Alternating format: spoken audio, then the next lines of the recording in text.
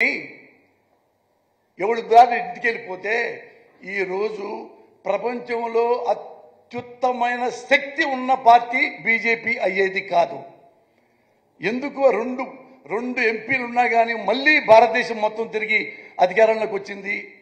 వాళ్ళలో ఉన్న సిన్సియారిటీ, వాజ్పేయిలో ఉన్న సిన్సియారిటీ, అద్వానీలో ఉన్న సిన్సియారిటీ, నిజాయితీ, దేశభక్తి, దేశం పట్ల ప్రేమ, ఈ మొత్తం ఏవి మనోడికి చిరంజీవికి లేవు. ఆత్మే పైసా డాష్ డాష్ డాష్ 18 కనీసం 5 ఏళ్ల పాటన్నా ఆడ కూర్చున్నాడా? ప్రతిపక్ష స్థానంలో కూర్చుంటే ఆయన కూడా నెక్స్ట్ మళ్ళీ వచ్చాయి కదా. అంటే ఇది బిజినెస్ అన్నమాట చిరంజీవి గారికి. సినిమా కూడా ఇంతే, డబ్బులు ఇస్తే చేద్దాం, ఈ పోతే వెళ్దాం. ఇక్కడంతే, ప్రజలు మనకి ముఖ్యమంత్రి అయితే ఆ సీట్లో కూర్చుందాం, ఎంజాయ్ చేద్దాం, ఓట్లు అయిపోతే వెళ్ళిపోతాం. మనకెందుకు 5 ఏళ్ళు ఖాళీగా ఉంటాం? 5 ఏళ్ళు బోరు పద్దాక.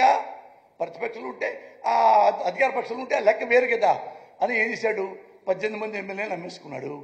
మీ దారి మేము పొమ్మన్నారు. అంతకుముందు ఏమన్నాడు ఒకప్పుడు, ఏంటి చాలా పిచ్చి పిచ్చిగా మాట్లాడుతున్నారు చాలా మంది, మా 18 మంది ఎమ్మెల్యేలు అమ్ముడు పోవడానికి వాళ్ళు ఏమన్నా కోడి పిల్లలు కాదు, పులి పిల్లలు అన్న 2-3 నెలలు కూడా అలా ఎమ్మటి ఇచ్చిపారు గారు. ఆయన అసలు ప్రజారాజ్యం పార్టీ ఆపేసి ప్రజారాజ్యం కాంగ్రెస్లో గెలిపాడు. ఈయన కాంగ్రెస్ మెంబర్ అయ్యాడు.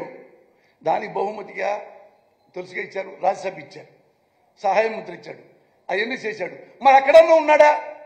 ఆ టైం అయిపోయింది. రాజ్యసభ మళ్ళీ ఇస్తారో లేదో, సహాయ మంత్రి మళ్ళీ ఇస్తారో లేదో, ఇచ్చట్లేదే, వద్దు.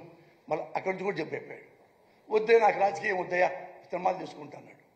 గుడ్, వెరీ గుడ్, తప్పలేదు. తన తప్పు తెలుసుకున్నాడు. సినిమాల్లో బ్రహ్మాండం చేసుకోవచ్చు. మళ్ళీ దేనికి ఇప్పుడు మళ్ళా రాజకీయాల్లోకి నాకు తెలియట్లేదు. ఏందా మీరు క్వశ్చన్ వేశారు, మీకేమైనా అర్థమవుతుందా చిరంజీవి గారి స్ట్రాటజీ? ఎవరన్నా అసలు జీవితంలో చిరంజీవి గారు ప్రజల దగ్గరికి వెళ్ళొచ్చా? ప్రజల గురించి మెన్షన్ చేయొచ్చా? మా తమ్ముడికి ఒకటి ఏంటి, వాడు బాగా చేస్తాడు అంటే నువ్వు బాగా చేయవా, అందుకని నీకు వద్దా? మీ తమ్ముడు బాగా చేస్తాడా? అదనే చెప్పు. నేను వెన్నుపోటు పొడిచాను ప్రజలకి, ముఖ్యంగా కాపు సోదరులకి. ఎంతమంది కాపులు తెలుసా? నేను అక్కడే ఉన్నా ప్రజారాజ్యంలో. నాకు కూడా ఎమ్మెల్యే టికెట్ ఇచ్చారు కదా, ఎమ్మెల్యే టికెట్. అప్పుడు ఉద్యోగాలు మానేసి ఆయన దగ్గర ఉన్నారు. మనవాడు ఫస్ట్ టైం అవుతాడు అనుకుంటా ఆశపడి ఇల్లు అమ్ముకున్నారు, పొలాలు అమ్ముకున్నారు, నమ్మకం పెట్టుకున్నారు. ఓడిపోయినా కూడా పెద్ద బాధపడలా, ఒకసారే కన్నీళ్లు పెట్టుకున్నారు. ఈయన వెన్నుపోటు పొడిచినందుకు, పార్టీ అమ్ముకున్నందుకు వాళ్ళు ఈ క్రైమ్ లైక్ ఎనీథింగ్. కానీ ఇంకా చాలా గొప్పవాళ్ళు కాపు సోదరులు ఈ మాత్రం ఏమనకుండా తను వాళ్లే గుండెల్లో సర్దుకొని బాధ పడ్డారు. ఇప్పుడు మళ్ళీ ఈయన వచ్చేసి యాసనే చిరంజీవి మా తమ్ముడు పార్టీ పెట్టాడు, ఆ పార్టీ ఈ పార్టీ మీరు కలిసి 6 నెలలన్నా జనాన్ని నమ్మించారు. మీ వాడు 1 month కూడా మనం నమ్మించలేకపోయాడే, అయినా మళ్ళీ ఇస్తారా? అవునులే, రాజకీయాలు కదా, ఓటు హక్కు మీకుంది, మీరు నుంచోవచ్చు, మళ్ళీ ఎమ్మెల్యే అవ్వచ్చు, మళ్ళీ మంత్రి, ఏమో మళ్ళీ చిరంజీవి గారు ముఖ్యమంత్రి కూడా అవ్వచ్చు. నమ్మకం లేదా మీకు? గుర్రం ఎగరావచ్చు. What can we do? ఇది అన్నామనుకో ఏమంటే తెలుసా, ఎమ్మటే తిట్లు, లమ్ డా. అంటే అసలు రియలైజేషన్ లేదు మనుషులకి, రియలైజేషన్ లేదు.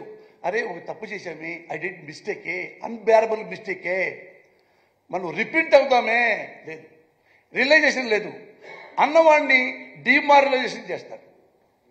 వీడు మనం క్వశ్చన్ చేస్తాడా? చేస్తాడు. ఎందుకంటే నేను ఓటర్ని, ఈ దేశంలో ఒక పౌరుణ్ణి, ఓటకు ఉన్నవాడిని, మంచి నాయకుడు కావాలనుకునేవాడిని. వీడు మంచి నాయకుడు కాకపోతే నేను వద్దనుకునేవాడిని. నాలాంటి వాడికి సమాధానం చెప్పగలిగితే మీరు ఎక్కడైనా బతకగలరు. ఎందుకు చెప్పరు? You are unfit for politics. That only I can say.